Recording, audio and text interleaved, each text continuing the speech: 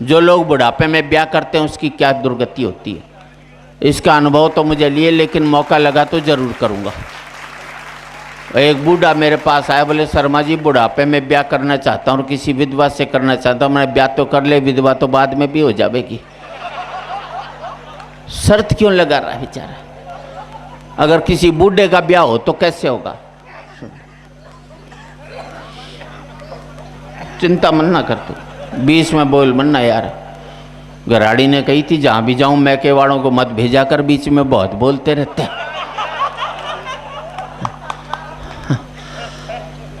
हमारे मोहल्ले को एक समाज सुधारक 65 साल की उम्र में 60 साल की विधवा से ब्याह की सोच के 79 से भी 2 पग आगे बढ़ गयो।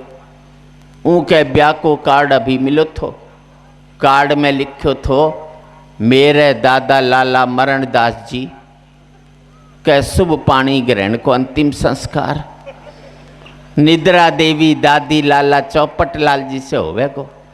सूथे कार्यक्रम पे पधार के वर वधू ने प्रणाम करके आशीर्वाद ग्रहण करो। उन्होंने कौन आशीर्वाद दे तो मैं सोची दादाजी ने समझाना चाहिए। मैं बोलो जी ना थारे मुंह में दांत ना पेट में हाथ, फिर भी ब्याह कर रिया हो। दादाजी बोला तू एक बात बता दे, ब्याह में आता और दांता को के काम पड़े। और फिर देख है उम्र में भी समाज को उद्धार कर रही हूँ, एक विधवा से ब्याह कर रही हूँ। मैं बोलो दादाजी थारे पास पैसा है थे जो चाहो हो जावे, थाने विधवा तो के सुहागन भी मिल जावे। पर वह माना को नहीं और उनके ब्याह को सारो इंतजाम मैं ही करायो। मैं बूढ़ा ने घोड़ी की जगह एक चारपाई पे लिटायो और एक नाई ने बुलाकर यह समझायो कि ये बूढ़ो हार्ट को मरीज है, जै की आंख बंद होती दिख है तो 4-5 लोगों का सर मुंड दीजिए ताकि एटमॉस्फेयर बन जावे। फेरा पे पंडित बोलो जी अब थे 7 बार चक्कर कट्टो। मैं बोलो रे पंडित चक्कर ने रहने दे, जय बूढ़ा ने चक्कर आ गयो तो तेरो तो कुछ भी नहीं बिगड़ेगो। मारी जान ने शमशान घाट को चक्कर लग जावेगो और बिगड़ेगो तो तेरो भी, तेने फेरा का पैसा नहीं मिल पावेगा। पंडित बोलो मेरे तो कुछ भी नहीं बिगड़ेगो, फेरा का नहीं मिलेगा तो क्रियाकर्म का मिलेगा।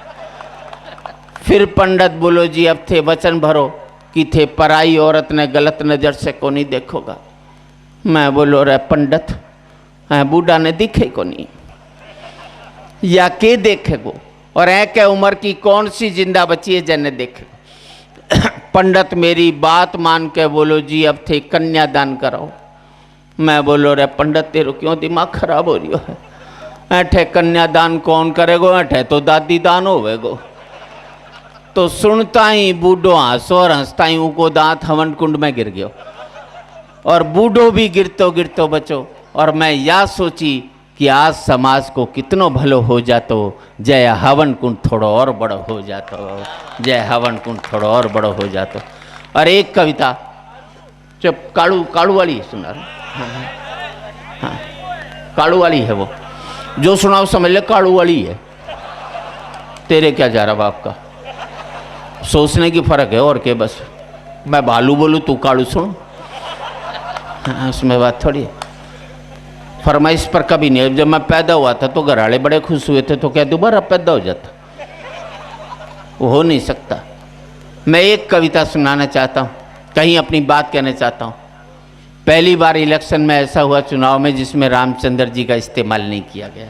मुझे अच्छा लगा क्योंकि हमें धर्म को कंधे पर बैठाकर राजनीति में आना चाहिए, धर्म के कंधे पर बैठकर राजनीति में कभी भी नहीं आना चाहिए। और अच्छा लगे तो ध्यान चाहूँगा, मुझे भी किसी ने कहा आप मंदिर बनवाओगे कि मस्जिद में ना कुछ भी बने, अपने को ठेका दिलवा दियो, क्योंकि जो मुद्दा ठेकेदारों ने उठाया वो ठेके से ही बन सकता और किसी तरह बन भी नहीं सकता।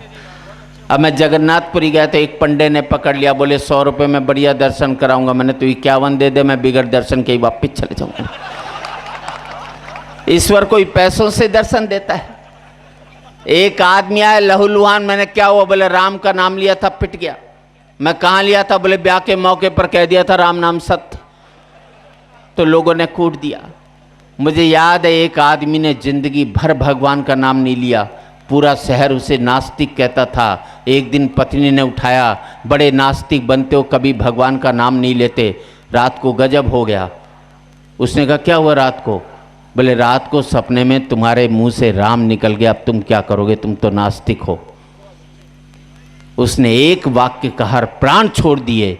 उसने कहा जिस व्यक्ति को मैंने दिल में बसा कर रखा हुआ था, जब वही मेरे मुंह से बाहर निकल गया तो अब मेरे जिंदा रहने से क्या फायदा। क्या बात है, बहुत बढ़िया। मुझे पूछा किसी ने घर में और मंदिर में क्या फर्क होता है? अच्छा लगे तो यहां से वहां तक आपकी तालियां चाहूंगा। मैंने कहा घर में और मंदिर में यही फर्क होता है कि घर में ईश्वर की बनाई हुई मूर्तियां रहती हैं और मंदिर में इन मूर्तियों की बनाई हुई मूर्तियां रहती हैं। हम अपनी बनाई हुई मूर्तियों की रक्षा के लिए ईश्वर की बनाई हुई मूर्तियों का लहू बहाते हैं और फिर भी अपने आप को धार्मिक कहते हैं, पता नहीं कैसे। वाह वाह, क्या बात है। आप चले जाओ किसी भी बड़े मंदिर में, कहीं ना कहीं लिखा होगा जेब कतरों से सावधान। आप समझते हो आपके लिए लिखा, आपके लिए नहीं लिखा, भगवान के लिए लिखा है।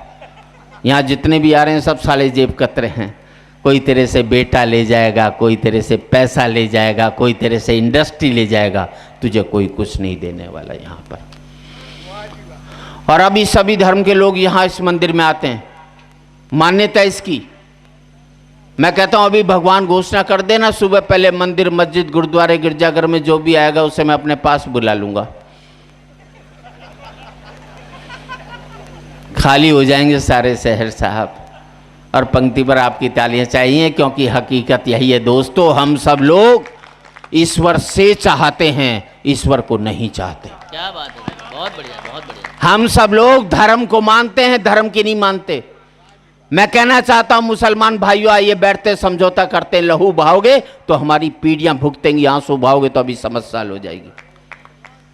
याद रख लेना, हिटलर और चंगेज खान याद किए जाएंगे? नहीं किए जाएंगे। याद किए जाएंगे तो नानक याद किए जाएंगे, महावीर याद किए जाएंगे, बुद्ध याद किए जाएंगे, जिन्होंने प्यार करना सिखाया हमारे मुल्क में। और अच्छा लगे तो पूरा समर्थन चाहूँ। प्लीज भैया पीछे से यार, हाँ, आप ऐसे मत बैठो यार, कहीं बैठने गए जैसे। ये पूरा उधर बैठ, पीछे चले जा यार।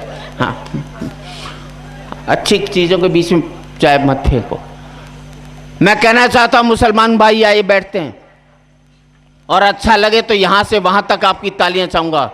मैं कहना चाहता हूं मुसलमान भाइयों आइए बैठते हैं। अरे आप जहां कहोगे मंदिर बना लेंगे, आप कहोगे मंदिर मत बनाओ तो मंदिर नहीं भी बनाएंगे। आपको हमारी मस्जिद बना कर दो, हम आपकी मस्जिद भी बना कर देंगे। एक वादा मैंने तुमसे किया, एक वादा तुम मुझसे कर लो कि अपने कश्मीर के मुसलमान भाइयों से कह दो कि एक एक घर पर तिरंगा लहरा दे।